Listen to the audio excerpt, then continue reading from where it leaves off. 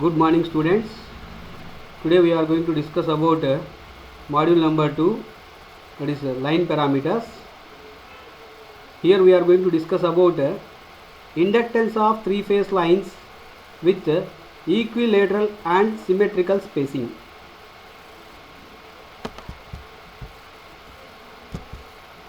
So inductance of three-phase lines with equilateral and symmetrical spacing.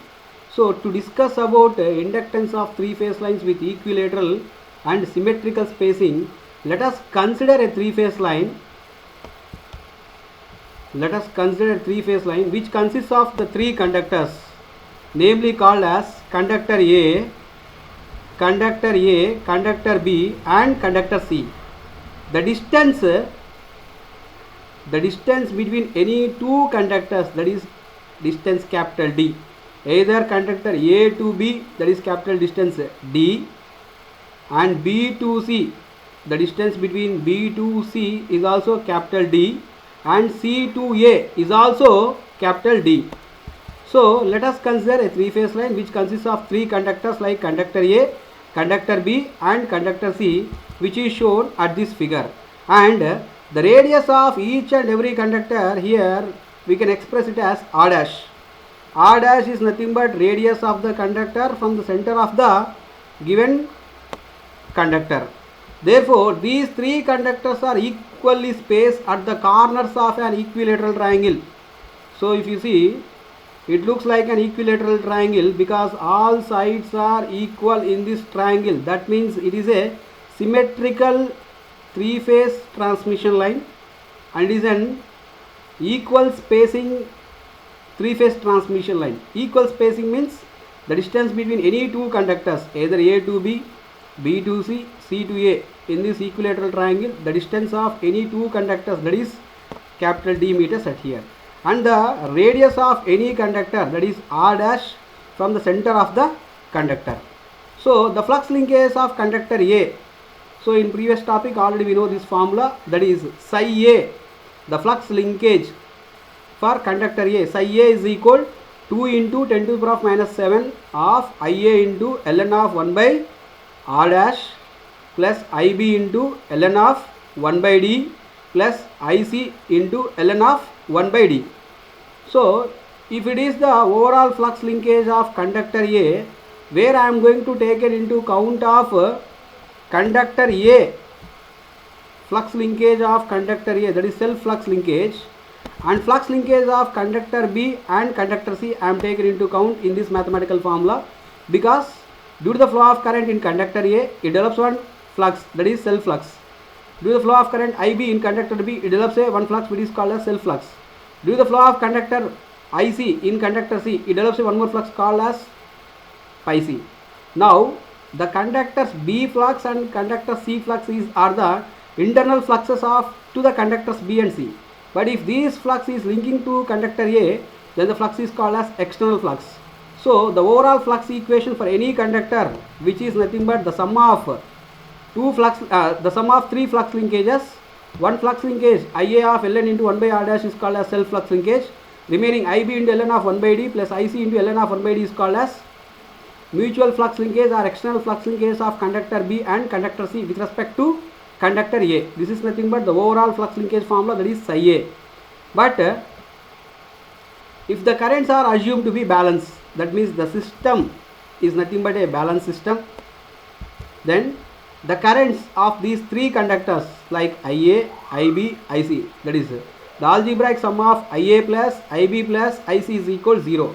From here I can write that formula, that is Ia is equal to, if I send plus Ib plus It to right hand side, become as minus Ib minus Ic. If I am going to take minus is common at here, then Ia is equal minus of Ib plus Ic. Therefore Ib plus Ic is equal minus Ia. So if you come to that, the main equation of flux linkage to conductor A, because of its self flux linkage and mutual flux linkages with respect to conductor B and conductor C, the equation Ia is equal psi A is equal 2 into 10 to the power of minus 7 of Ia into ln of 1 by R dash plus ln of 1 by D. That means in these two terms IB into ln of 1 by d, IC into ln of 1 by d. In these two terms, if I am going to take that ln of 1 by d is common, the remaining thing here, the simplified form can become as ln of 1 by d, that is IB plus IC. So in this equation again I know that IB plus IC is equal minus IA. If I am going to substitute in the place of IB plus IC, that is equal minus IA, the above equation can become as simplified equation, that is IA is equal to 2 into 10 to the power of minus 7 of IA into ln of 1 by R dash plus ln of 1 by d of minus IA. Now I am going to multiply this minus IA to this function. The simplified equation can become as like this, that is psi A is equal to 2 into 10 to the power of minus 7 of IA into ln of 1 by R dash minus IA into ln of 1 by d. That means if you see here, ln of 1 by d, if I am going to multiply to minus IA, then the above equation can become as psi A is equal to 2 into 10 to the power of minus 7 of IA into ln of 1 by R dash minus IA into ln of 1 by d. So here in these two terms, that is IA is there, commonly we can notice here. So I am going to take IA as common again in this equation. Then the simplified equation can become as psi A is equal to 2 into 10 to the power of minus 7 of IA of ln of 1 by R dash minus ln of 1 by d. If you see these two equations, it looks like log of A minus log B, that is log of base E of A minus log of base E of B. Here A means 1 by R dash, B means 1 by d. Therefore log A minus log B, we know the formula, that is log of A by B. So if it is log of A by B, then the above equation can become as psi A is equal to 2 into 10 to the power of minus 7 of IA into 1 by R dash divided by 1 by d. And again here we write that 1 by R dash divided by 1 by d. 1 by d we can write into ulta as d by 1 for simplified form. So therefore here psi A is equal to 2 into 10 to the power of minus 7.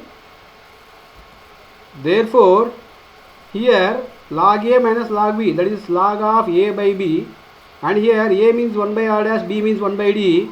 I can write this 1 by R dash into 1 by d, I can write into ulta as d by 1. So here I can write the simplified form of above equation, that is psi A is equal to 2 into 10 to the power of minus 7 of IA into ln of 1 by R dash into d by 1. Here we can write that 1 by R dash into d by 1, it can become as d by R dash. Therefore the above equation can become as psi A is equal to 2 into 10 to the power of minus 7 into IA of ln into d by R dash. So the conductor A, therefore the inductance of conductor A is given by psi A is equal to 2 into 10 to the power of minus 7 into IA into ln of d by R dash. But this is that the inductance what we calculated with respect to conductor A. Similarly we have to calculate the inductance with respect to conductor B. The inductance with respect to conductor B, if I want to calculate, means again I want to repeat the same method. That means I want to take the main equation of conductor B. Here conductor B means I want to write that equation as for conductor B what we discussed in previous video. So again I want to write the equation for IB. IB is equal to minus of IA plus IC. So IA plus IC is equal minus IB, it will come. So again like that we have to do that the same repetition again we have to do to find out that flux linkage with respect to conductor B for symmetrical network where equal spacing. So due to that symmetry of the given network, the conductor B and conductor C carries the same amount of inductance as that of conductor A. Therefore each phase consists of only one conductor. Each equation 3 gives inductance per phase of 3 phase lines. So this is the overall equation, that is inductance per phase of 3 phase lines. In 3 phase conductors, this is per phase we are calculated. For 3 phase means if I want to calculate means I want to multiply into 3 at here. Then we can write this equation, that means in standard equation we can write in standard equation. If you want to write means then we have to convert the above equation in GMD and GMR equation. So we can write DS, whereas single conductor it is replaced by R. So in the place of R dash I can write it as DS, in the place of capital D I can write it as DM. So numerator is become as mutual inductance, denominator become as self inductance. Thank you.